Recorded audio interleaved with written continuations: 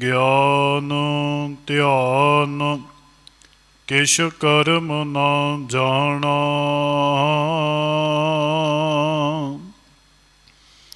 ਸਾਰ ਨਾ ਜਾਣਾ ਤੇਰੀ ਸਭ ਤੇ ਵੱਡਾ ਸਤਿਗੁਰ ਨਾਨਕ। ਜਿਨ ਕਲ ਰਾਖੀ ਮੇਰੀ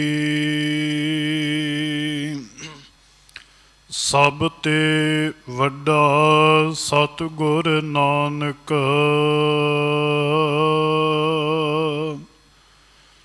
ਜਿਨ ਕਲ ਰਾਖੀ ਮੇਰੀ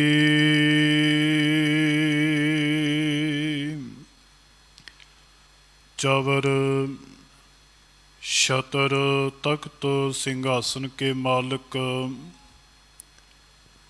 ਸ਼ਬਦ ਬ੍ਰਹਮ ਸਤਿਗੁਰੂ ਦੀਨਾਨਾਥ ਦੀਨਾ ਬੰਧੂ ਰਾਜਾਨ ਰਾਜ ਪਾਨਾਨ ਪਾਨ ਦੇਵਾਨ ਦੇਵ उपमा महान जियों के मालिक शहनशाह पिता वालिए कुल आलम सर्ब कायनात सृष्टि दे रचनायक शब्द ब्रह्म सतगुरु दसां ही पातशाहियों जी के आत्मक स्वरूप धन धन सतगुरु श्री गुरु गुरु ग्रंथ साहिब जी महाराज जिन्हां दी अपार बख्शिश रहमत दे सदका आप सरबत संगतां सतगुरु श्री गुरु नानक देव साहिब जी महाराज तिन्हां दे चरण छो प्राप्त अस्थान गुरुद्वारा नानक पापियाओ साहिब सरबत संगतां अंमृत वेले तो इकत्र हो करके सतगुरु जी दी पावन पवित्र गुरबाणी दा ओट आसरा तक रहे सो वड भागे हो। दास तो पहला आसा जियां दी वार दा पावन पवित्र बाठ गुरु का कीर्तन आप सरबत संगतां ने भाई साहब जी होना पासों सरवण किया है। आओ जो इस गुर इतिहासिक स्थान की मर्यादा है आप जियां ने बड़े ही प्रेम दे नाल सिंह साहब जी होना पासों शब्द का मूल पाठ सरवण किया है। आओ सतगुरु जी कृपा करन आप रहमत करन रहमत करके मेहर करके आप विच वर्त करके अपनी पावन पवित्र गुरबाणी की विचार करवाउण। सब तो पहला सरबत संगत हाजरी लगवावो कोई भी रसना वांझी ना रहे प्रेम दे विच भेज करके सरबत संगतां उचारण करो जी वाहिगुरु जी का खालसा वाहिगुरु जी की फतेह। सतगुरु जी श्री गुरु ग्रंथ साहिब जी महाराज जियां अंदर उस गुरसिख नूं भला दसदे ने उहदे चंगे भाग दसदे ने जिन्हों अमृत वेले दी दात प्राप्त हुंदी है। क्योंकि साध संगत जी ये अमुली दात जिहड़ी है किसे वड्डियां भागां वाले जीव नूं ही प्राप्त हुंदी है। जिहड़ा रात दे चौथे पहर दे अंदर उठ करके कर स्नान सिमर प्रभ अपना मन तन भय अरोगा कोट बिगड़न लाथे प्रभ सरना प्रगटे भले संजोगा। महाराज कहंदे उहदे भले संजोग जिहड़ा उठ करके इशनान करे इशनान करके अपने प्यारे परमात्मा वाहिगुरु जियां दे दर्शन करे और सतगुरु जियां नूं सिमरे उहदे वड्डे भाग ने। सो सतगुरु जी ये कृपा करन सानू सबना नूं अमृत वेले दी दात प्राप्त हो जावे। सतगुरु जियां दी पावन पवित्र गुरबाणी लड़ीवार शब्द गौड़ी ग्वारेरी राग दे अंदर पंजवें पिता श्री गुरु अर्जन देव साहिब जी महाराज जियां दा उच्चारण किया होया। ਗੌੜੀ ਗਵਾਰੇਰੀ ਤੋਂ, ਗਵਾਰੇਰੀ ਇੱਕ ਜਾਤੀ ਹੈ। ਜਿਵੇਂ ਗੌੜੀ ਦੀਆਂ ਆਪ ਜੀਆਂ ਨੇ ਪਿਛਲੀ ਕਥਾ ਰਾਹੀਂ ਜਾਤੀਆਂ ਸਰਵਣ ਕੀਤੀਆਂ ਹੋਣਗੀਆਂ। ਗੌੜੀ ਚੇਤੀ, ਗੌੜੀ ਗਵਾਰੇਰੀ, ਇਹ ਸਾਰੀਆਂ ਗੌੜੀ ਦੀਆਂ ਜਾਤੀਆਂ ਨੇ। ਔਰ ਪੰਜਵੇਂ ਪਿਤਾ ਸਤਿਗੁਰੂ ਸ਼੍ਰੀ ਗੁਰੂ ਅਰਜਨ ਦੇਵ ਸਾਹਿਬ ਜੀ ਮਹਾਰਾਜ ਗੌੜੀ ਗਵਾਰੇਰੀ ਦੇ ਅੰਦਰ ਸਾਨੂੰ ਸਭਨਾ ਜੀਵਾਂ ਨੂੰ ਬਖਸ਼ਿਸ਼ ਕਰ ਰਹੇ ਨੇ। ਆਪ ਜੀਆਂ ਨੇ ਕੱਲ ਕਥਾ ਵਿੱਚ ਸਰਵਣ ਕੀਤਾ ਹੋਵੇਗਾ ਕਿ ਇਹ ਜਿਹੜਾ ਸ਼ਬਦ ਹੈ ਨਾ, ਸ਼੍ਰੀ ਗੁਰੂ ਅਰਜਨ ਦੇਵ ਸਾਹਿਬ ਜੀ ਮਹਾਰਾਜ ਤਿੰਨਾਂ ਦੇ ਚਾਚਾ ਜੀ, ਤਿੰਨਾਂ ਦੇ ਚਾਚਾ ਜੀਆਂ ਦਾ ਜਿਹੜਾ ਪੁੱਤਰ ਸੀ ਨਾ, ਉਹ ਪੁੱਤਰ ਜਿਹੜਾ ਆਣ ਕਰਕੇ ਗੁਰੂ ਅਰਜਨ ਦੇਵ ਸਾਹਿਬ ਜੀ ਮਹਾਰਾਜ ਜੀਆਂ ਨੂੰ ਇਹ ਜਵਾਬ ਪ੍ਰਸ਼ਨ ਕਰਦਾ ਹੈ ਕਿ ਸਤਿਗੁਰੂ ਜੀ ਸਾਡੇ ਕੋਲ, ਸਾਡੇ ਪਾਸ, ਸਾਡੇ ਮਨ ਦੇ ਵਿੱਚ ਜਿੰਨੇ ਭਰਮ ਨੇ ਉਹ ਕਿਵੇਂ ਖਤਮ ਹੋ ਸਕਦੇ ਨੇ, ਉਹ ਕਿਵੇਂ ਖਤਮ ਹੋਣਗੇ। ਸਹਾਰੀ ਮਲ ਜੀ ਦਾ ਪੁੱਤਰ ਭਾਈ ਵਡਭਾਗਾ ਸਤਿਗੁਰੂ ਗੁਰੂ ਅਰਜਨ ਦੇਵ ਸਾਹਿਬ ਜੀ ਮਹਾਰਾਜ ਜੀਆਂ ਕੋਲੇ ਪ੍ਰਸ਼ਨ ਕਰਦਾ ਹੈ, ਸਤਿਗੁਰੂ ਕਿਰਪਾ ਕਰਕੇ ਸਮਝਾਉਣਾ ਕਰੋ ਕਿ ਸਾਡੇ ਇਹ ਜਿੰਨੇ ਵੀ ਮਾਇਆ ਦੇ ਭਰਮ ਹੋਣ, ਦੋ ਚਿੱਤੀਆਂ ਹੋਣ, ਇਹ ਕਿਵੇਂ ਖਤਮ ਹੋਣਗੀਆਂ। ਆਪ ਜੀ ਕਿਰਪਾ ਕਰਕੇ ਸਮਝਾਉਣਾ ਕਰੋ।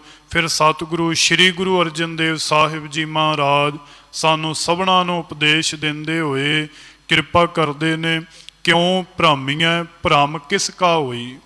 ਸ਼੍ਰੀ ਗੁਰੂ ਅਰਜਨ ਦੇਵ ਸਾਹਿਬ ਜੀ ਮਹਾਰਾਜ ਕਹਿੰਦੇ, ਦੇਖੋ ਭਾਈ ਕਿਉਂ ਭਰਮੀ ਹੈ, ਕਹਿੰਦੇ ਕਿਹੜੇ ਭਰਮ ਦੇ ਵਿੱਚ ਪੈਣਾ ਚਾਹੀਦਾ ਹੈ, ਤੇ ਭ੍ਰਮ ਕਿਸ ਕਾ ਹੋਈ, ਕਹਿੰਦੇ ਕਿਹੜਾ ਉਹ ਭਰਮ ਹੈ, ਕਿਹੜਾ ਭਰਮ ਹੈ ਜਿਹਦੇ ਅੰਦਰ ਸਾਰਾ ਸੰਸਾਰ ਜਿਹੜਾ ਹੈ ਨਾ ਉਹ ਡੁੱਬਾ ਹੋਇਆ। ਸਾਧ ਸੰਗਤ ਜੀ, ਭਰਮ ਜਿਹੜੀ ਹੈ ਨਾ ਉਹਦਾ ਦੂਜਾ ਨਾਮ ਦੁਚਿੱਤੀ ਹੈ। ਆਪਾਂ ਕਹਿ ਲਈਏ ਕਿ ਰਾਤ ਦੇ ਸਮੇਂ ਭਰਮ ਉਹ ਹੈ ਕਿ ਇੱਕ ਰੱਸੀ ਪਈ ਹੋਵੇ ਨਾ ਅੰਧਕਾਰ ਦੇ ਅੰਦਰ, ਹਨੇਰੇ ਦੇ ਵਿੱਚ ਰੱਸੀ ਪਈ ਹੋਵੇ। ਭਰਮ ਐਸਾ ਹੈ ਕਿ ਉਸ ਤੋਂ ਲੱਗਦਾ ਹੈ ਕਿ ਸੱਪ ਹੈ, ਉਸ ਤੋਂ ਸੱਪ ਪ੍ਰਤੀਤ ਹੁੰਦਾ ਹੈ ਉਹ ਰੱਸੀ, ਪਰ ਹੈ ਤੁਹਾਨੂੰ ਲੱਗੇਗਾ ਕਿ ਸੱਪ। ਇਹ ਹੈ ਭਰਮ। ਤੇ ਸਤਿਗੁਰੂ ਕਹਿੰਦੇ ਉਹ ਭਰਮ ਦੇ ਵਿੱਚ ਸੰਸਾਰ ਦੇ ਜਿੰਨੇ ਲੋਕ ਨੇ, ਜਿਵੇਂ ਆਪਣੇ ਧਰਮ ਨੂੰ ਛੱਡ ਕਰਕੇ, ਆਪਣੇ ਗੁਰੂ ਨੂੰ ਛੱਡ ਕਰਕੇ ਕਿਸੇ ਹੋਰ ਦੀ ਪੂਜਾ ਕਰਨੀ, ਭਰਮ ਦੇ ਵਿੱਚ ਪੈ ਕਰਕੇ ਕਿ ਸ਼ਾਇਦ ਮੈਨੂੰ ਮੇਰੇ ਗੁਰੂ ਤੋਂ ਕੁਝ ਪ੍ਰਾਪਤ ਨਹੀਂ ਹੋਇਆ, ਹੋਰ ਕਿਤੇ ਜਾ ਕਰਕੇ ਪ੍ਰਾਪਤ ਹੋਵੇਗਾ, ਉਹ ਹੈ ਨਾਮ ਭਰਮ ਦਾ, ਉਹਨੂੰ ਭਰਮ ਕਿਹਾ ਗਿਆ।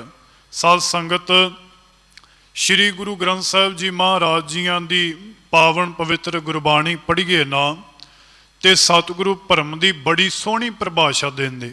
ਕਹਿੰਦੇ ਭਰਮ ਦੇ ਵਿੱਚ ਇਹ ਇਕੱਲੇ ਜੀਵ ਨਹੀਂ ਡੁੱਬੇ ਹੋਏ, ਭਰਮ ਦੇ ਵਿੱਚ ਸਾਰਾ ਸੰਸਾਰ ਹੀ ਗ੍ਰਸਤ ਹੋਇਆ। ਇਹਨਾਂ ਪਦਾਰਥਾਂ ਦੇ ਭਰਮ ਦੇ ਵਿੱਚ ਪੈ ਕਰਕੇ ਕਿ ਸ਼ਾਇਦ ਇਹ ਜਿਹੜੇ ਪਦਾਰਥ ਨੇ, ਜਿਤਨਾ ਇਹ ਧਨ ਹੈ, ਇਹ ਕਿਤੇ ਸਦਾ ਹੀ ਟਿਕ ਕਰਕੇ ਰਹਿਣ ਵਾਲਾ ਇਹ ਭਰਮ ਹੈ। ਇਹ ਪਦਾਰਥ, ਧਨ, ਸੰਪਤੀ ਸਾਰੇ ਨਾਸ਼ ਹੋ ਜਾਣਗੇ। ਪਰ ਸਤਿਗੁਰੂ ਕਹਿੰਦੇ ਕਿਉਂ ਭ੍ਰਮੀਐ, ਭ੍ਰਮ ਕਿਸ ਕਾ ਹੋਈ, ਕਹਿੰਦੇ ਉਹ ਕੈਸਾ ਭਰਮ ਹੈ, ਉਹ ਕਿਹੜਾ ਭਰਮ ਹੈ, ਕੋਈ ਭਰਮ ਹੈ ਹੀ ਨਹੀਂ। ਪਰ ਮਹਾਰਾਜ ਜੀ ਗੁਰਬਾਣੀ ਦੇ ਅੰਦਰ ਕਹਿੰਦੇ, ਭੱਬਾ ਭਰਮ ਮਿਟਾਵੋ ਆਪਣਾ, ਇਹ ਸੰਸਾਰ ਸਗਲ ਹੈ ਸੁਪਨਾ। ਕਹਿੰਦੇ ਭਰਮ ਦੇ ਵਿੱਚ ਤੇ ਸਾਰੇ ਜੀਵ ਹੀ ਡੁੱਬੇ ਹੋਏ। ਸਭਨਾਂ ਨੂੰ ਇਹ ਭਰਮ ਹੈ ਕਿ ਸ਼ਾਇਦ ਇਹ ਸੰਸਾਰ ਦੇ ਵਿੱਚ ਸਦਾ ਵਾਸਤੇ ਅਸੀਂ ਰਵਾਂਗੇ। ਪਰ ਸਤਿਗੁਰੂ ਜੀਆਂ ਦੀ ਬਾਣੀ ਕਹਿੰਦੀ ਇਹ ਸੰਸਾਰ ਸਗਲ ਹੈ ਸੁਪਨਾ। ਕਹਿੰਦੇ ਇੱਕ ਇਹ ਸੁਪਨੇ ਦੀ ਨਿਆਈ ਹੈ, ਪਰ ਤੈਨੂੰ ਹੈ ਜੀਵ ਭਰਮ ਪਿਆ ਹੋਇਆ ਹੈ ਕਿ ਮੈਂ ਸਦਾ ਵਾਸਤੇ ਟਿਕ ਕਰਕੇ ਰਵਾਂਗਾ। ਸਤਿਗੁਰੂ ਕਹਿੰਦੇ ਪੱਬਾ ਭਰਮ ਮਿਟਾਵੋ ਆਪਣਾ, ਇਹ ਸੰਸਾਰ ਸਗਲ ਹੈ ਸੁਪਨਾ। ਭਰਮੇ ਸੁਰ ਨਰ ਦੇਵੀ ਦੇਵਾ, ਭਰਮੇ ਸਿੱਧ ਸਾਧਕ ਬ੍ਰਹਮੇਵਾ। ਕਹਿੰਦੇ ਇੱਥੇ ਇਸ ਭਰਮ ਦੇ ਵਿੱਚ ਦੇਵੀ ਦੇਵਤੇ, ਸਿੱਧ ਆਪਣੇ ਆਪ ਨੂੰ ਜੋਗੀ ਅਖਵਾਉਣ ਵਾਲੇ, ਮਹਾਰਾਜ ਕਹਿੰਦੇ ਉਹ ਵੀ ਤੇ ਭਰਮ ਦੇ ਵਿੱਚ ਪਏ ਸਨ। ਉਹ ਵੀ ਭਰਮ ਦੇ ਵਿੱਚ ਪੈ ਕਰਕੇ ਆਪਣੀ ਆਰਬਲਾ ਨੂੰ ਬਤੀਤ ਕਰ ਰਹੇ ਸਨ। ਪੱਬਾ ਭਰਮ ਮਿਟਾਵੋ ਆਪਣਾ, ਇਹ ਸੰਸਾਰ ਸਗਲ ਹੈ ਸੁਪਨਾ। ਭਰਮੇ ਸੁਰ ਨਰ ਦੇਵੀ ਦੇਵਾ, ਭਰਮੇ ਸਿੱਧ ਸਾਧਕ ਬ੍ਰਹਮੇਵਾ। ਭਰਮ ਭਰਮ ਮਨਮੁਖ ਡਹਿਕਾਏ, ਭਰਮ ਭਰਮ ਮਾਨੁਖ ਡਹਿਕਾਏ, ਦੁੱਤਰ ਮਹਾ ਬਿਖਮ ਇਹ ਮਾਏ। ਕਹਿੰਦੇ ਇਹ बड़ा औखा और कठिन रस्ता है। डहकाए तो साध संगत जी भाव हुंदा है पदार्थां दे विच आण करके, तृष्णा दे विच आण करके, लालच दे विच आण करके फस जाना। सतगुरु कहिंदे भरम भरम मानुख डहकाए, दुतर महा बिखम ए माए। जदों कोई भरम दे विच पैंदा है ना साध संगत, फिर वो इस संसार समुंदर नूं पार नहीं कर सकदा। ਜਿਹੜਾ ਭਰਮ ਦੇ ਵਿੱਚ ਪੈ ਕਰਕੇ ਆਪਣੇ ਗੁਰੂ ਨੂੰ ਭੁੱਲ ਕਰਕੇ ਕਿਸੇ ਮਨੁੱਖ ਦੀ ਪੂਜਾ ਕਰੇ, ਉਹ ਸਾਧ ਸੰਗਤ ਜੀ ਸੰਸਾਰ ਦੇ ਵਿੱਚੋਂ ਪਾਰ ਨਹੀਂ ਲੰਘ ਸਕਦਾ, ਉਹਦਾ ਪਾਰ ਉਤਾਰਾ ਨਹੀਂ ਹੋ ਸਕਦਾ। ਪਰ ਸਤਿਗੁਰੂ ਜੀ ਸਾਨੂੰ ਸਮਝਾਉਣਾ ਕਰਦੇ ਨੇ, ਜੇਕਰ ਕੋਈ ਮਨੁੱਖ ਇਹ ਸੋਚੇ ਕਿ ਮੈਂ ਭਰਮ ਨੂੰ ਕਿਵੇਂ ਮਿਟਾਵਾਂ, ਸਤਿਗੁਰੂ ਕਹਿੰਦੇ ਭੈ ਭੰਜਨ ਅਗ ਦੂਖ ਨਾਸ ਮਨੈ ਅਰਾਧ ਹਰੇ। ਕਹਿੰਦੇ ਜਿਹੜਾ ਪ੍ਰਮਾਤਮਾ ਵਾਹਿਗੁਰੂ ਭੈ ਨੂੰ ਖਤਮ ਕਰਨ ਵਾਲਾ ਹੈ, ਉਹਨੂੰ ਭੰਡਣ ਵਾਲਾ ਹੈ, ਉਹਦਾ ਨਾਸ ਕਰਨ ਵਾਲਾ ਹੈ। ਭੈ ਭੰਜਨ ਅਗ ਦੂਖ ਨਾਸ ਮਨੈ ਅਰਾਧ ਹਰੇ। ਸਤਿਗੁਰ ਕਹਿੰਦੇ ਉਹਨੂੰ ਸਿਮਰ, ਉਹਦੀ ਬੰਦਗੀ ਕਰ, ਸਾਧ ਸੰਗ ਜੇ ਰਿੱਧ ਬਸਿਓ ਨਾਨਕ ਤੇ ਨਾ ਭਰਮੇ। ਕਹਿੰਦੇ ਫਿਰ ਗੁਰੂ ਕੀ ਸੰਗਤ ਕਰ, ਸਾਧ ਸੰਗਤ ਵਿੱਚ ਆਣ ਕਰਕੇ ਪ੍ਰਮਾਤਮਾ ਨੂੰ, ਹਰੀ ਨੂੰ ਆਪਣੇ ਹਿਰਦੇ ਵਿੱਚ ਚੇਤੇ ਕਰ, ਉਹਨੂੰ ਯਾਦ ਕਰ। ਫਿਰ ਕਹਿੰਦੇ ਸਾਧ ਸੰਗ ਜੇ ਰਿੱਧ ਬਸਿਓ ਨਾਨਕ ਤੇ ਨਾ ਭਰਮੇ। ਫਿਰ ਸਤਿਗੁਰੂ ਕਹਿੰਦੇ ਕੋਈ ਵੀ ਮਨੁੱਖ ਜਿਹੜਾ ਭਰਮ ਦੇ ਵਿੱਚ ਨਹੀਂ ਪਵੇਗਾ, ਕੋਈ ਵੀ ਮਨੁੱਖ ਜਿਹੜਾ ਆਪਣੇ ਗੁਰੂ ਤੋਂ ਵਿਛੜੇਗਾ ਨਹੀਂ। ਕਿਉਂਕਿ ਦੁਨੀਆ ਭਰਮ ਦੇ ਵਿੱਚ ਪੈ ਕਰਕੇ ਪਰਮਾਤਮਾ ਦੇ ਨਾਲੋਂ ਟੁੱਟਦੀ ਹੈ, ਤੇ ਜਦੋਂ ਭਰਮ ਖਤਮ ਹੋ ਜਾਏ, ਭਰਮ ਦੇ ਬੰਧਨ ਕੱਟੇ ਜਾਣ, ਉਦੋਂ ਗੁਰੂ ਦੇ ਨਾਲ ਪ੍ਰੇਮ ਉਤਪੰਨ ਹੁੰਦਾ। ਸਾਧ ਸੰਗਤ ਸਤਿਗੁਰੂ ਕਹਿੰਦੇ ਕਿਉਂ ਭਰਮੀ ਹੈ? ਮਹਾਰਾਜ ਕਹਿੰਦੇ ਕਿਵੇਂ ਉਸ ਭਰਮ ਦੇ ਵਿੱਚ, ਕਾਹਦੇ ਵਾਸਤੇ, ਕਿਹੜਾ ਭਰਮ ਹੈ? ਭਰਮ ਕਿਸ ਕਾ ਹੋਈ? ਕਹਿੰਦੇ ਕੋਈ ਭਰਮ ਨਹੀਂ। ਕਿਹੜਾ ਭਰਮ ਹੈ ਜਿਹਦੇ ਵਿੱਚ ਦੁਨੀਆ ਜਿਹੜੀ ਉਹ ਚੱਲ ਰਹੀ ਹੈ? ਕਿਉਂ? ਕਿਉਂਕਿ ਸਤਿਗੁਰੂ ਕਹਿੰਦੇ ਜਲ ਥਲ ਮਹੀਲ ਰਵਿਆ ਸੋਈ। ਕਹਿੰਦੇ ਭਰਮ ਤੇ ਹੈ ਹੀ ਨਹੀਂ, ਕਿਉਂਕਿ ਪਰਮਾਤਮਾ ਜਲ ਦੇ ਅੰਦਰ, ਥਲ ਦੇ ਅੰਦਰ, ਇਸ ਧਰਤੀ ਦੇ ਪੁਲਾੜਾਂ ਦੇ ਅੰਦਰ, ਮਹੀਲ ਆਕਾਸ਼ ਦੇ ਅੰਦਰ ਉਹ ਪਰਮਾਤਮਾ ਘਟ ਘਟ ਦੇ ਵਿੱਚ ਰਮਿਆ ਹੋਇਆ। ਉਹ ਪਰਮਾਤਮਾ ਹਰ ਇੱਕ ਜਗ੍ਹਾ ਦੇ ਉੱਪਰ ਵਿਆਪਕ ਹੈ। ਪਰਮਾਤਮਾ ਦਾ ਪਸਾਰਾ ਹਰ ਇੱਕ ਥਾਂ ਦੇ ਉੱਪਰ ਹੈ। ਉਹ ਪਰਮਾਤਮਾ ਘਟਾਂ ਘਟਾਂ ਦੇ ਵਿੱਚ ਵਸਿਆ ਹੋਇਆ ਹੈ। ਪਰਮਾਤਮਾ ਕਿਤੇ ਤੇ ਆਪਾਂ ਕਹਿ ਲਈਏ ਕਿ ਸਰਗੁਣ ਰੂਪ ਹੋ ਕਰਕੇ ਸਤਿਗੁਰੂ ਜਿਹੜਾ ਹੈ ਹਰ ਥਾਂ ਉਹਨੇ ਆਪਣਾ ਪਸਾਰਾ ਕੀਤਾ ਹੋਇਆ। ਸਤਿਗੁਰੂ ਕਹਿੰਦੇ ਫਿਰ ਭਰਮ ਹੈ ਹੀ ਕਿਸ ਗੱਲ ਦਾ? ਪਰਮਾਤਮਾ ਤੇ ਹਰ ਥਾਂ ਦੇ ਉੱਪਰ, ਹਰ ਜਗ੍ਹਾ ਦੇ ਉੱਪਰ ਰਮਿਆ ਹੋਇਆ। ਪਰ ਸਤਿਗੁਰੂ ਕਹਿੰਦੇ ਇਹ ਸੋਝੀ ਕਿਹਨਾਂ ਨੂੰ ਆਉਂਦੀ ਹੈ ਕਿ ਪਰਮਾਤਮਾ ਹਰ ਇੱਕ ਜਗ੍ਹਾ ਦੇ ਉੱਪਰ ਹੈ। ਪਰਮਾਤਮਾ ਦਾ ਪਸਾਰਾ ਜਿਹੜਾ ਸਾਰੀ ਧਰਤੀ ਦੇ ਉੱਪਰ, ਆਕਾਸ਼ ਦੇ ਉੱਪਰ, ਸਾਰੇ ਜੀਵਾਂ ਦੀ ਅੰਦਰ ਜੋਤ ਪਰਮਾਤਮਾ ਦੀ ਹੈ। ਇੱਕ ਕਣ ਕਣ ਦੇ ਅੰਦਰ ਪਰਮਾਤਮਾ ਵਾਹਿਗੁਰੂ ਵਸਿਆ ਹੋਇਆ ਹੈ। ਫਿਰ ਇਹ ਗੱਲ ਦੀ ਸਮਝ ਉਹਨਾਂ ਨੂੰ ਲੱਗਦੀ ਹੈ ਜਿਹੜੇ ਜੀਵ ਗੁਰੂ ਦੇ ਸਨਮੁਖ ਰਹਿੰਦੇ ਨੇ, ਜਿਹੜੇ ਜੀਵ ਗੁਰੂ ਦੀ ਸੰਗਤ ਕਰਦੇ ਨੇ, ਜਿਹੜੇ ਗੁਰੂ ਦਾ ਉਪਦੇਸ਼ ਸੁਣਨ, ਉਹਨਾਂ ਨੂੰ ਗੁਰੂ ਦੁਆਰਾ ਇਹ ਮੱਤ ਮਿਲਦੀ ਹੈ ਕਿ ਪਰਮਾਤਮਾ ਹਰ ਜਗ੍ਹਾ ਦੇ ਉੱਪਰ ਵਿਆਪਕ ਹੈ। ਨਹੀਂ ਤੇ ਆਪਾਂ ਭਲੀ ਪ੍ਰਕਾਰ ਜਾਣਦੇ ਹਾਂ, ਨਾਸਤਿਕ ਲੋਕ ਬੜੀ ਝੱਟ ਕਹਿ ਦਿੰਦੇ ਨੇ ਕਿ ਪਰਮਾਤਮਾ ਹੈ ਹੀ ਨਹੀਂ। ਪਰ ਸਤਿਗੁਰੂ ਜੀਆਂ ਦੀ ਗੁਰਬਾਣੀ ਕਹਿੰਦੀ ਜਾ ਜਲ ਥਲ ਮਹੀਲ ਰਵਿਆ ਸੋਏ। ਸਤਿਗੁਰ ਕਹਿੰਦੇ ਗੁਰਮੁਖ ਉਭਰੇ ਮਨਮੁਖ ਪਤ ਖੋਏ। ਸਤਿਗੁਰ ਕਹਿੰਦੇ ਜਿਹੜੇ ਗੁਰਮੁਖ ਨੇ ਨਾ, ਉਹ ਗੁਰੂ ਦੇ ਹੁਕਮ ਦੇ ਰਾਹੀਂ, ਗੁਰੂ ਦੇ ਸਨਮੁਖ ਰਹਿ ਕਰਕੇ, ਗੁਰੂ ਦਾ ਉਪਦੇਸ਼ ਸੁਣ ਕੇ, ਗੁਰੂ ਦੇ ਨਾਲ ਰਹਿ ਕਰਕੇ ਗੁਰਮੁਖ ਉਭਰੇ। ਫਿਰ ਇਸ ਮਾਇਆ ਦੀ, ਤ੍ਰਿਸ਼ਨਾ ਦੀ, ਪਦਾਰਥਾਂ ਦੀ ਅੱਗ ਤੋਂ ਜਿਹੜੇ ਬਚ ਜਾਂਦੇ ਨੇ, ਗੁਰੂ ਸ਼ਬਦ ਦੁਆਰਾ ਉਹਨਾਂ ਨੂੰ ਸੋਝੀ ਮਿਲਦੀ ਹੈ। ਤੇ ਮਨਮੁਖ ਪਤ ਖੋਈ। ਕਹਿੰਦੇ ਜਿਹੜੇ ਮਨਮੁਖ ਜੀਵ ਨੇ, ਮਨਮੁਖ ਦਾ ਭਾਵ ਹੁੰਦਾ ਆਪਣੇ ਮਨ ਦੇ ਮਗਰ ਲੱਗ ਕੇ ਚੱਲਣ ਵਾਲਾ। ਐਸਾ ਜੀਵ ਜਿਹੜਾ ਹੈ, ਜਿਹੜਾ ਆਪਣੇ ਮਨ ਦੇ ਮਗਰ ਲੱਗ ਗਏ, ਉਹਨੂੰ ਸਤਿਗੁਰ ਕਹਿੰਦੇ ਮਨਮੁਖ ਹੈ। ਮਨਮੁਖ ਪਤ ਖੋਈ।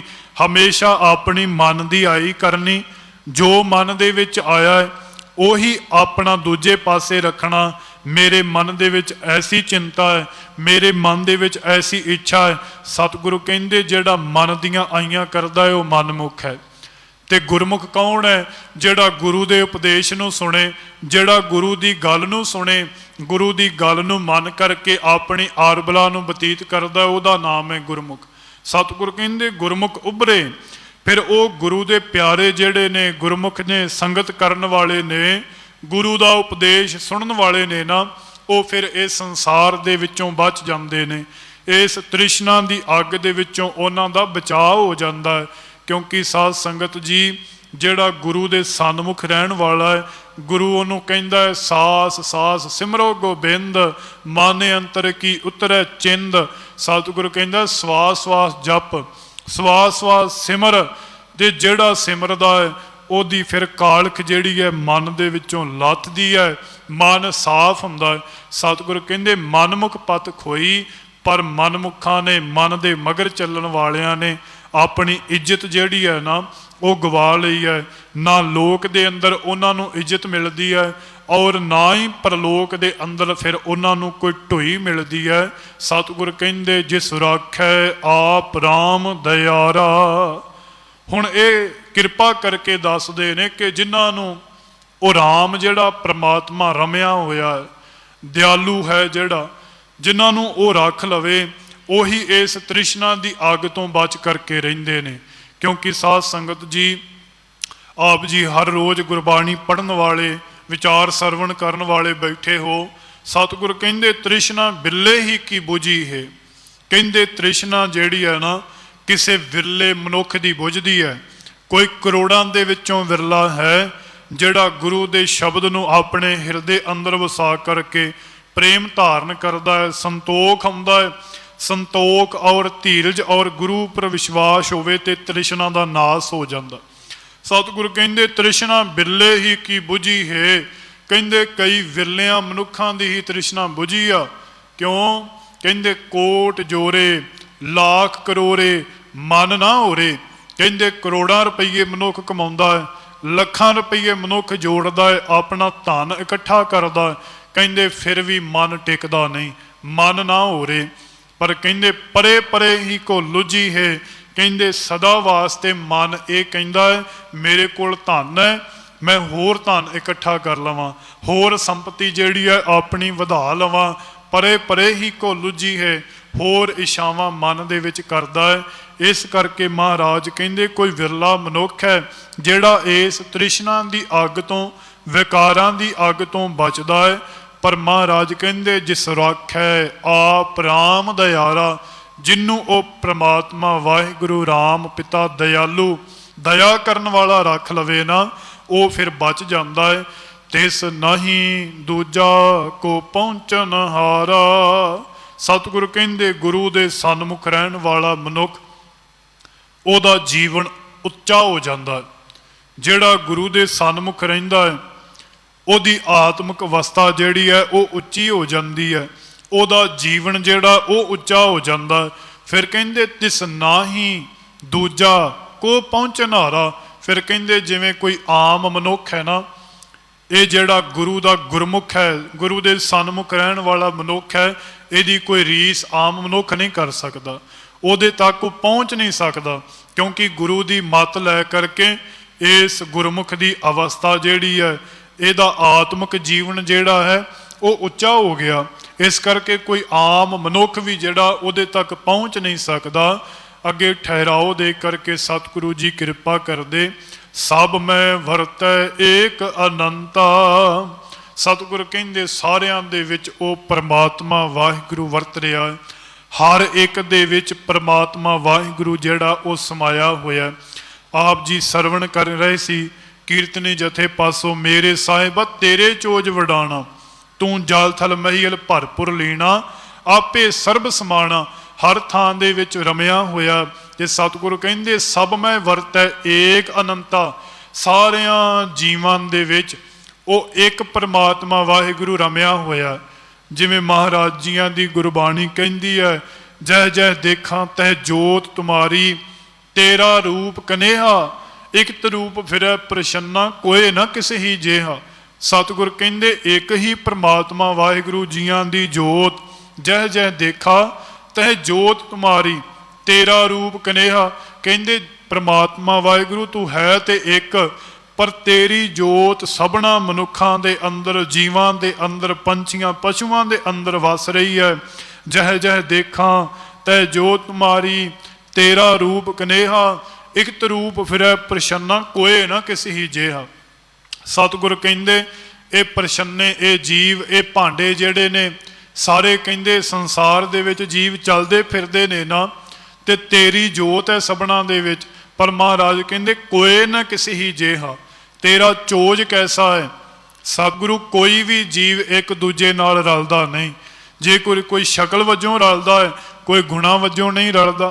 महाराज जियां दा ये चोज है, ये सतगुरु जियां दा खेड पसारा सतगुरु जियां ने रचिया होया। सब मैं वरतै एक अनंता, वो परमात्मा वाहिगुरु सबना दे विच वरत रहा है। सतगुरु कहंदे अगे किरपा करदे, मन मुख मोए जिन दूजी प्यासा। सतगुरु कहंदे जिन्ने दूजी भाव द्वैश भाव रखिया है ना, वो मन मुख जिहड़े ने मर जांदे ने, उन्हां दी आत्मक मौत हो जाती है। जिन दूजी प्यासा कहंदे जिन्हें कोई दूजी तांग रखी हुई है कि मेरे कोल माया कट्ठी हो जावे, मेरे कोले पदार्थ कट्ठे हो जान। क्योंकि साध संगत जी ये माया जित हर विसरै। गुरु अमरदास महाराज जी सानू अमृत वेले एक किरपा करके समझाउंदे ने कि माया दे नाल, दूजे मोह दे नाल परमात्मा दे नालों प्रीत घटदी है।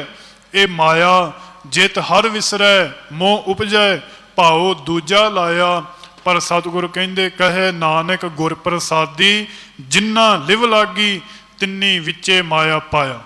कहंदे पर वो भी जीव गुरु दे सन्मुख रहन वाले, जिन्हां दी लिव परमात्मा पति दे नाल लगी है ना, कहंदे उन्हां फिर माया दे विच रह करके भी परमात्मा दे नाल प्रीत पा लई।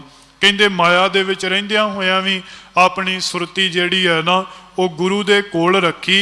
ते कहे नानक गुर प्रसादी, गुरु दी कृपा दे नाल जिन्ना लिव लागी तिन्नी विचे माया पाया। फिर उन्हां ने इस माया संसार दे विच रहिंदियां होइयां भी परमात्मा वाहिगुरु जियां नूं पा लिया। सतगुरु कहंदे मोए जिन दूजी प्यासा, वो मनमुख जिहड़े ने खत्म हो जांदे ने, मर जांदे ने, आत्मक उन्हां दी मौत हो जांदी है। जिन्हां नूं दूजी प्यास, माया दी प्यास, तृष्णा दी प्यास लगी हुई है। सतगुरु कहंदे बहु जोनी भव है तुर किरत लखियासा। कहंदे वो फिर वो जूनां दे विच भटकदे ने। क्योंकि साध संगत जी सानू ये मनुखा जन्म जिहड़ा है ना, वो बड़े चंगे भागां दे नाल प्राप्त होया है। किते चंगे कर्म कीते सन तां ये सानू जिहड़ा मनुखा जन्म प्राप्त होया है। पर सतगुरु कहंदे इस पौड़ी ते जो नर चूकै आए जाए दुख पाएंदा। कहंदे ये जिहड़ी पौड़ी है ना, एक वारी छुट गई फिर तेरे हाथ नहीं आउणी। इस करके जेकर भई प्राप्त मानुख दे हुरिया, गोबिंद मिलन की एह तेरी बरिया। ये तैनू मनुखा शरीर तां प्राप्त होया है कि तू परमात्मा दा सिमर कर, परमात्मा वाहिगुरु जियां दी बंदगी कर, परमात्मा नूं ध्या, तेरा आउण जाण जिहड़ा है ना वो सफला हो जाएगा। सतगुर कहंदे देख बहुत जोनी भवै, तू फिर बहुत जूनां दे विच भवेगा। फिर महाराज कहंदे तुर किरत लिखियासा, जिवें दे तू कर्म कमावेगा ना, उवें दा लेख जिहड़ा तेरे मस्तक दे उपर तुर दिखाओ, दरगाह तो जिहड़ा वो लिखिया आवेगा। सतगुरु अगे कृपा करके स्पष्ट करदे कहंदे जैसा बीजा है तैसा खासा। कहंदे देख भाई जो तू संसार दे विच रहिंदियां होया कर्म कमावेगा, उस तरह दा तैनू खाना पवेगा। क्योंकि ये शरीर जिहड़ा है ना, सतगुरु जियां ने गुरबाणी दे अंदर इनू कहा है शरीर जिहड़ा धरती है, इहदे विच तू जिवें दा बीज बोवेगा उवेंगा तैनू वढना पवेगा। शरीर धरती कलयुग विच जो बोवै सो खात। सतगुर कहंदे जो तू बीजेगा वो भाई तैनू खाना पवेगा। कहो नानक भगत सो है दरबारे। कहंदे जेड़े परमात्मा दे भगत ने वो दरबार दे विच सुहांदे ने, पर कहंदे मनमुख सदा गवात। जेड़े मनमुख ने ना ਉਹ ਸਦਾ ਹੀ ਆਉਣ ਜਾਣ ਦੇ ਗੇੜ ਦੇ ਅੰਦਰ ਇਹ ਭਾਵਨੀ ਲੈ ਕਰਕੇ ਜੇਕਰ ਉਹ ਆਪਣੇ ਮਾੜੇ ਕਰਮ ਕਰਨ ਜਾਂ ਚੰਗੇ ਕਰਮ ਕਰਨ, ਉਹਨਾਂ ਦਾ ਉਹਨਾਂ ਨੂੰ ਫਲ ਮਿਲਦਾ ਹੈ। ਪਰ ਸਤਿਗੁਰ ਕਹਿੰਦੇ ਕਹੋ ਨਾਨਕ ਭਗਤ ਸੋਹ ਹੈ ਦਰਬਾਰੇ, ਮਨਮੁਖ ਸਦਾ ਭਵਾਤ। ਮਨਮੁਖਾਂ ਨੂੰ ਫਿਰ ਆਉਣ ਜਾਣ ਦਾ, ਜਨਮ ਮਰਨ ਦਾ ਗੇੜ ਜਿਹੜਾ ਹੈ ਨਾ ਉਹ ਲੱਗਾ ਰਹਿੰਦਾ ਹੈ, ਉਹਨਾਂ ਦੀ ਫਿਰ ਮੁਕਤੀ ਨਹੀਂ ਹੁੰਦੀ। ਸਤਿਗੁਰ ਕਹਿੰਦੇ ਧੁਰ ਕਿਰਤ ਲਿਖਿਆਸ, ਉਹਨਾਂ ਨੂੰ ਲਿਖੇ ਹੋਏ ਕਰਮਾਂ ਅਨੁਸਾਰ ਸੰਸਾਰ ਦੇ ਵਿੱਚ ਰਹਿਣਾ ਪੈਂਦਾ। ਜੈਸਾ ਬੀਜੈ ਤੈਸਾ ਖਾਸਾ। ਆਪਾਂ ਅੰਮ੍ਰਿਤ ਵੇਲੇ ਸ੍ਰੀ ਗੁਰੂ ਨਾਨਕ ਦੇਵ ਸਾਹਿਬ ਜੀ ਮਹਾਰਾਜ ਜੀਆਂ ਦੀ ਬਾਣੀ ਪੜ੍ਹਦੇ ਆ ਨਾ, ਤੇ ਸਤਿਗੁਰ ਕਹਿੰਦੇ ਆਪੇ ਬੀਜ ਆਪੇ ਹੀ ਖਾਹੋ। ਕਹਿੰਦੇ ਜੋ ਤੂੰ ਭਾਈ ਬੀਜੇਗਾ ਉਹ ਤੈਨੂੰ ਵੱਢਣਾ ਪਵੇਗਾ, ਜੋ ਤੂੰ ਬੀਜੇਗਾ ਉਹ ਤੈਨੂੰ ਵੱਢਣਾ ਪਵੇਗਾ। ਪਰ ਜੇ ਤੂੰ ਕਹੇ ਕਿ ਮੈਂ ਬਿਖ ਬੀਜਾਂ, ਜ਼ਹਿਰ ਬੀਜਾਂ ਤੇ ਮੈਨੂੰ ਮਿਲਣ ਕੀ, ਮੈਨੂੰ ਫੁੱਲ ਪ੍ਰਾਪਤ ਹੋਣ, ਮਿੱਠੇ ਫਲ ਪ੍ਰਾਪਤ ਹੋਣ, ਇਸ ਤਰ੍ਹਾਂ ਨਹੀਂ ਹੋਵੇਗਾ। ਬੀਜੈ ਬਿਖ ਮੰਗੈ ਅੰਮ੍ਰਿਤ, ਵੇਖੋ ਇਹ ਨਿਆਓ। ਸਤਿਗੁਰੂ ਕਹਿੰਦੇ ਵੇਖ ਤੂੰ ਬੀਜੇਗਾ ਜੇਕਰ ਕਿੱਕਰ ਤੇ ਤੈਨੂੰ ਕੰਡੇ ਹੀ ਪ੍ਰਾਪਤ ਹੋਣਗੇ ਨਾ, ਉਹਦੇ ਵਿੱਚੋਂ ਫੁੱਲ ਤੇ ਨਹੀਂ ਪ੍ਰਾਪਤ ਹੋਣਗੇ। ਇਸ ਕਰਕੇ ਜੈਸਾ ਬੀਜੈ ਤੈਸਾ ਖਾਸਾ। ਕਰਮ ਧਰਤੀ ਸਰੀਰ ਕਲਯੁਗ ਵਿੱਚ ਜੋ ਬੀਜੈ ਸੋ ਖਾਵੇ। ਸਤਿਗੁਰੂ ਕਹਿੰਦੇ ਜੋ ਬੀਜੇਗਾ ਉਹੀ ਤੈਨੂੰ ਖਾਣਾ ਪਵੇਗਾ। ਪਰ ਸਤਿਗੁਰੂ ਜੀਆਂ ਦੀ ਪਾਵਨ ਪਵਿੱਤਰ ਗੁਰਬਾਣੀ ਇਹ ਵੀ ਕਹਿੰਦੀ ਹੈ ਗੱਲਾਂ ਉੱਪਰ ਤਪਾਵਸ ਨਾ ਹੋਵੇ, ਵਿਸ ਖਾਦੀ ਤਤਕਾਲ ਮਰ ਜਾਏ। ਪਰ ਸਤਿਗੁਰ ਕਹਿੰਦੇ ਨਿਰੀਆਂ ਅੰਮ੍ਰਿਤ ਰੂਪੀ ਗੱਲਾਂ ਕਰਨ ਦੇ ਨਾਲ ਬਿਖ ਜਿਹੜਾ ਹੈ, ਜ਼ਹਿਰ ਜਿਹੜਾ ਹੈ ਉਹ ਨਿਕਲੇਗਾ ਨਹੀਂ। ਜੋ ਤੂੰ ਬੀਜਿਆ ਉਹੀ ਤੈਨੂੰ ਵੱਢਣਾ ਪਵੇਗਾ। ਗੱਲਾਂ ਉੱਪਰ ਤਪਾਵਸ ਨਾ ਹੋਵਈ, ਬਿਖ ਖਾਦੀ ਤਤਕਾਲ ਮਰ ਜਾਏ। ਸਤਿਗੁਰ ਕਹਿੰਦੇ ਭਾਈ ਵੇਖੋ ਨਿਆਓ ਸੱਚ ਕਰਤੇ ਕਾ, ਜਿਹਾ ਕੋਈ ਕਰੇ ਤੇਹਾ ਕੋਈ ਪਾਏ। ਕਹਿੰਦੇ ਇਹ ਸੱਚੇ ਕਰਤੇ ਦਾ ਨਿਆਂ ਹੈ ਕਿ ਜਿੱਦਾਂ ਵੀ ਕੋਈ ਜਿਹੋ ਜਿਹੇ ਕਰਮ ਕਰਦਾ ਹੈ ਨਾ ਉਹਨੂੰ ਉਸੇ ਤਰ੍ਹਾਂ ਦਾ ਫਲ ਜਿਹੜਾ ਹੈ ਨਾ ਉਹ ਭੋਗਣਾ ਪੈਂਦਾ। ਜੈਸਾ ਬੀਜੈ ਤੈਸਾ ਖਾਸਾ। ਅੱਗੇ ਮਹਾਰਾਜ ਕਹਿੰਦੇ ਦੇਖ ਦਰਸ ਮਨ ਭਇਆ ਵਿਗਾਸਾ। ਪਰਮਾਤਮਾ ਦਾ ਦਰਸ਼ ਦੇ ਕਰਕੇ ਨਾ ਤੇ ਮਨੁੱਖ ਦੇ ਹਿਰਦੇ ਦੇ ਅੰਦਰ ਵਿਗਾਸ ਖਿੜਾਓ ਪੈਦਾ ਹੁੰਦਾ ਕਿ ਹਰ ਥਾਂ ਦੇ ਉੱਪਰ ਪਰਮਾਤਮਾ ਵਾਹਿਗੁਰੂ ਜਿਹੜਾ ਹੈ ਨਾ ਉਹ ਰਮਿਆ ਹੋਇਆ। ਹਰ ਥਾਂ ਦੇ ਉੱਪਰ ਪਰਮਾਤਮਾ ਵਾਹਿਗੁਰੂ ਜਿਹੜਾ ਉਹਨੇ ਆਪਣਾ ਪਸਾਰਾ ਕੀਤਾ ਹੋਇਆ। ਭਾਵੇਂ ਉਹ ਪਰਮਾਤਮਾ ਕੇਵਲ ਇੱਕ ਹੈ ਪਰ ਉਹਦਾ ਪਸਾਰਾ ਇਤਨਾ ਵੱਡਾ ਹੈ, ਸਾਰੀਆਂ ਜੁਨਾਂ ਦੇ ਅੰਦਰ ਉਹ ਪਰਮਾਤਮਾ ਆਪ ਆਪਣੀ ਜੋਤ ਟਿਕਾ ਕੇ ਬੈਠਾ ਹੈ। ਆਪ ਸਭਨਾ ਜੀਵਾਂ ਨੂੰ ਇਸ ਤ੍ਰਿਸ਼ਨਾ ਦੀ ਅੱਗ ਦੇ ਵਿੱਚੋਂ ਕੱਢਦਾ ਵੀ ਹੈ ਤੇ ਜਿਹੜੇ ਮਨਮੁਖ ਹੋ ਜਾਂਦੇ ਨੇ ਫਿਰ ਉਹ ਤ੍ਰਿਸ਼ਨਾ ਦੀ ਅੱਗ ਦੇ ਵਿੱਚ ਸੜਦੇ ਨੇ।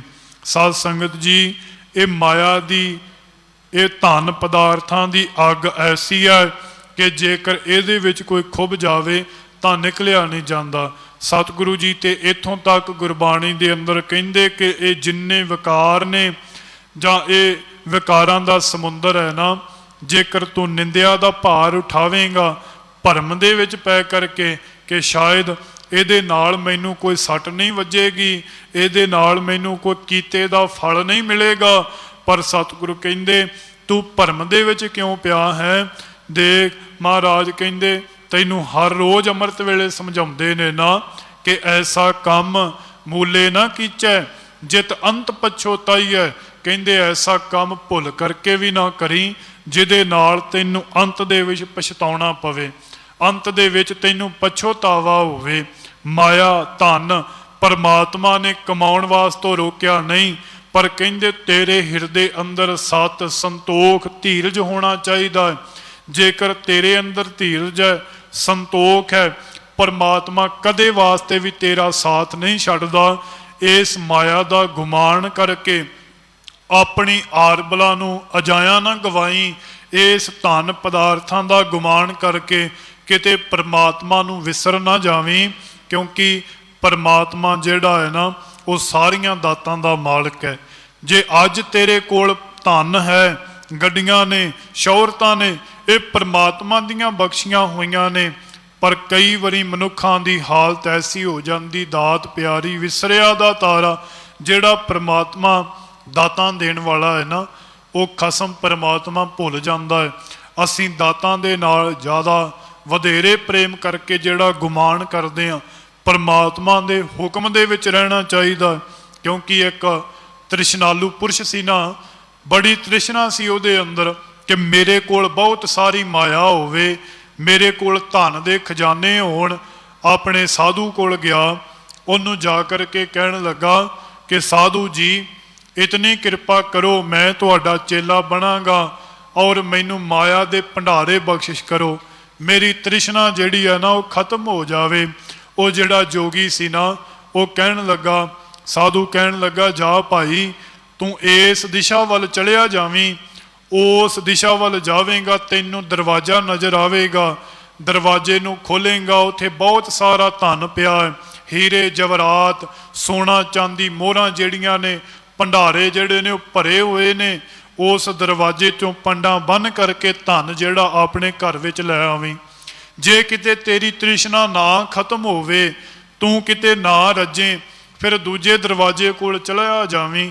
ਦੂਜੇ ਦਰਵਾਜ਼ੇ ਕੋਲ ਜਾਵੇਂਗਾ, ਉੱਥੋਂ ਪੰਡਾਂ ਲਈ, ਸਮਾਨ ਹੀਰੇ ਜੋ ਕੁਝ ਤੈਨੂੰ ਚਾਹੀਦਾ ਹੈ ਮਾਇਆ ਤੂੰ ਲੈ ਆਵੀਂ ਆਪਣੇ ਘਰ ਦੇ ਅੰਦਰ। ਜੇ ਤੇਰੀ ਤ੍ਰਿਸ਼ਨਾ ਖਤਮ ਫਿਰ ਵੀ ਨਾ ਹੋਈ, ਫਿਰ ਤੀਜੇ ਦਰਵਾਜ਼ੇ ਕੋਲ ਚਲਿਆ ਜਾਵੀਂ, ਪਰ ਇਹ ਗੱਲ ਯਾਦ ਰੱਖੀ ਚੌਥੇ ਦਰਵਾਜ਼ੇ ਕੋਲ ਨਾ ਜਾਵੀਂ। ਜਦੋਂ ਸਾਧ ਸੰਗਤ ਉਸ ਸਾਧੂ ਨੇ ਬਚਨ ਕੀਤਾ ਇਸ ਤ੍ਰਿਸ਼ਨਾਲੂ ਪੁਰਸ਼ ਨੂੰ, ਇਹ ਗਿਆ ਉਸੇ ਤਰ੍ਹਾਂ ਸਾਧੂ ਦੇ ਬਚਨ ਨੂੰ ਮੰਨ ਕਰਕੇ ਪਹਿਲਾ ਦਰਵਾਜ਼ਾ ਧਨ ਇਕੱਠਾ ਕੀਤਾ, ਦੂਜਾ ਕੀਤਾ, ਤੀਜਾ ਕੀਤਾ, ਘਰ ਦੇ ਵਿੱਚ ਆ ਗਿਆ, ਬੜਾ ਅਮੀਰ ਹੋਇਆ।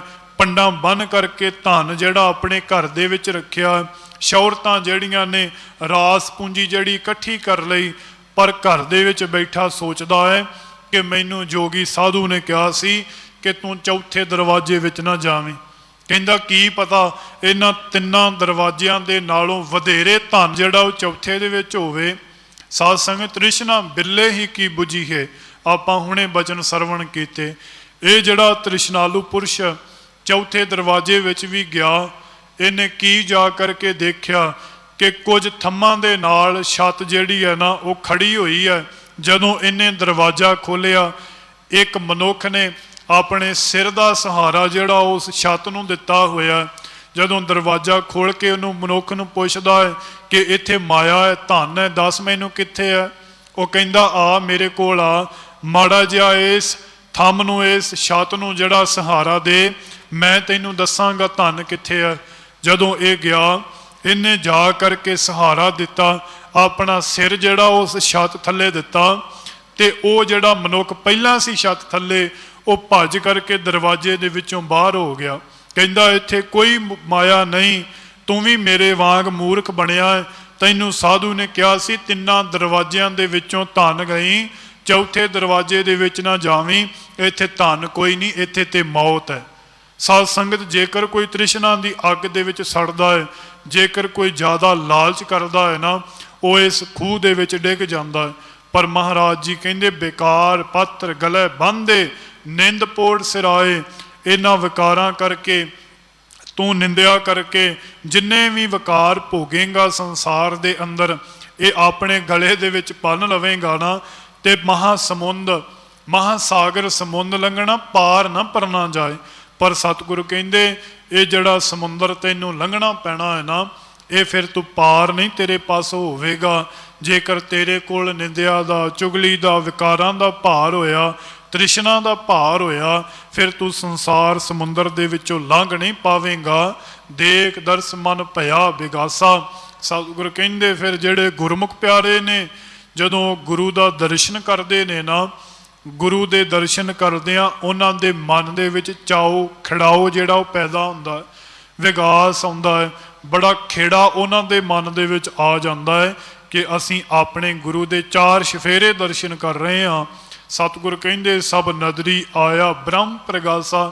ਫਿਰ ਉਸ ਪ੍ਰਮਾਤਮਾ ਵਾਹਿਗੁਰੂ ਬ੍ਰਹਮ ਦਾ ਪ੍ਰਕਾਸ਼ ਹਰ ਇੱਕ ਜਗ੍ਹਾ ਦੇ ਉੱਪਰ ਨਜ਼ਰ ਆਉਂਦਾ ਹੈ।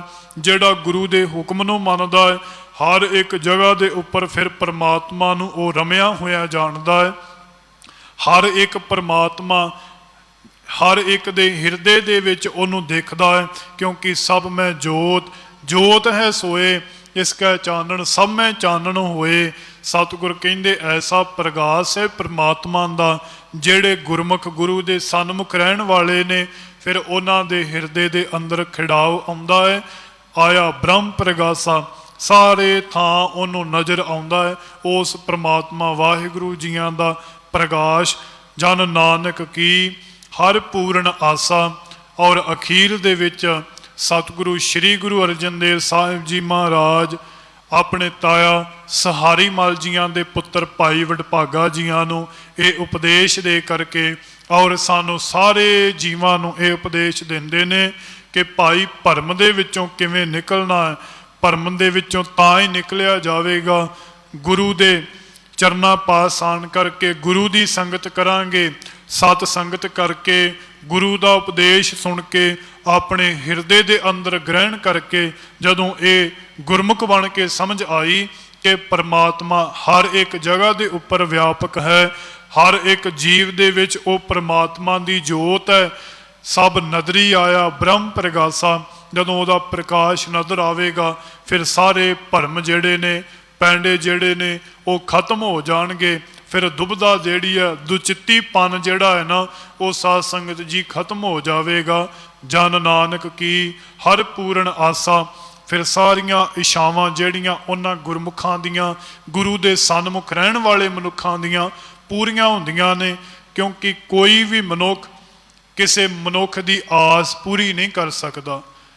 क्योंकि भावें जीव जिन्ना तक संभाल आउंदी है ना, जदों बच्चे तो जवान हुंदा संभाल आउंदी उदों तो ही मंगना शुरू कर दिंदे आपां। बच्चा भी मंगदा है परमात्मा दे कोलों, परमात्मा मैनू आ दे। सियाणा भी जवान भी मंगदा है, बजुर्ग भी मंगदा है कि मैं परमात्मा पासों मंगा। पर जेकर किसी मनुख दे पासों मंगया जावे ना, कोई भी आस जिहड़ी है पूरी नहीं हुंदी। क्योंकि आसा करता जग मुआ, आसा मरे न कोई। नानक आसा पूरियां सच्चे स्यों चित लाए। आसां ते तां ही पूरियां होणगियां जेकर सच्चे दे नाल चित जोड़ांगे।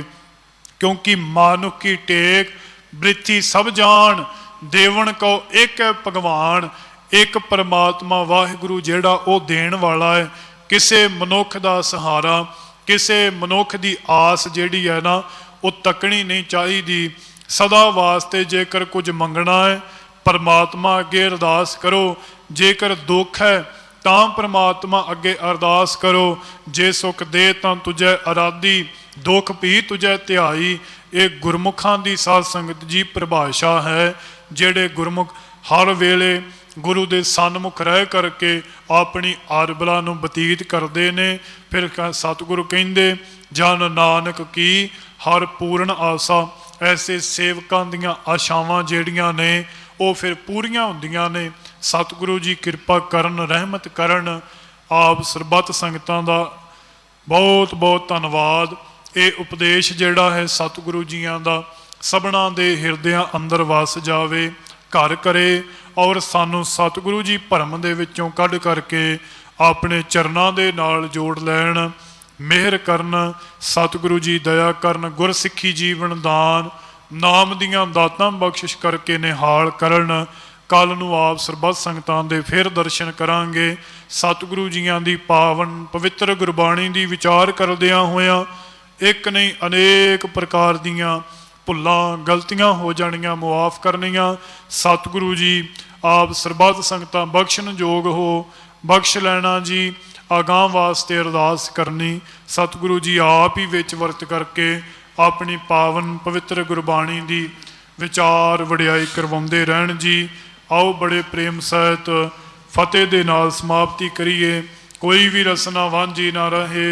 गज करके आखो जी वाहिगुरु जी का खालसा, वाहिगुरु जी की फतेह।